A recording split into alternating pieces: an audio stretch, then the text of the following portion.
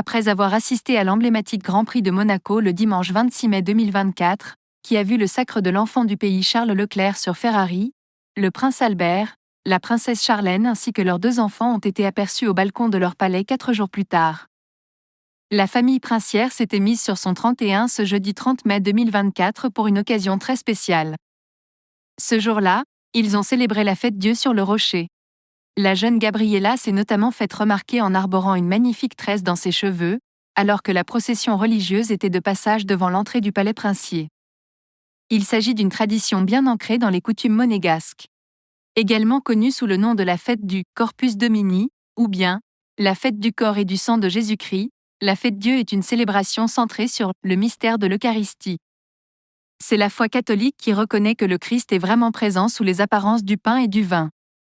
Ce jour est consacré à méditer et à exprimer publiquement cette foi, la présence de Jésus dans l'Eucharistie, par une messe souvent suivie d'une procession, ce que nous faisons à Monaco depuis de nombreuses années à travers les rues du Rocher, avait notamment expliqué Monseigneur Dominique-Marie David aux médias Monaco Info en 2023.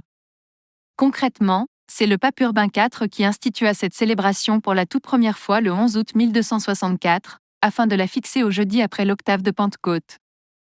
En France, la fête Dieu n'est pas considérée comme un jour férié.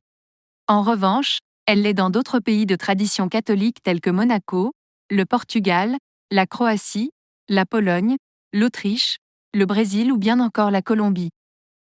Monaco, une messe pontificale a été célébrée sur le Rocher pour la fête Dieu. Sur le Rocher, la fête Dieu est un jour chômé et payé pour tous les salariés. De plus, comme tous les autres jours fériés à Monaco, la fête Dieu est également payée si elle tombe soit le jour de repos hebdomadaire du salarié, soit un jour normalement ou partiellement chômé dans l'entreprise pour laquelle le salarié travaille. En 2023, le jour de la fête Dieu avait aussi été l'occasion de fêter le diocèse de Monaco. Cette année encore, une messe pontificale a été présidée par l'archevêque Dominique-Marie David.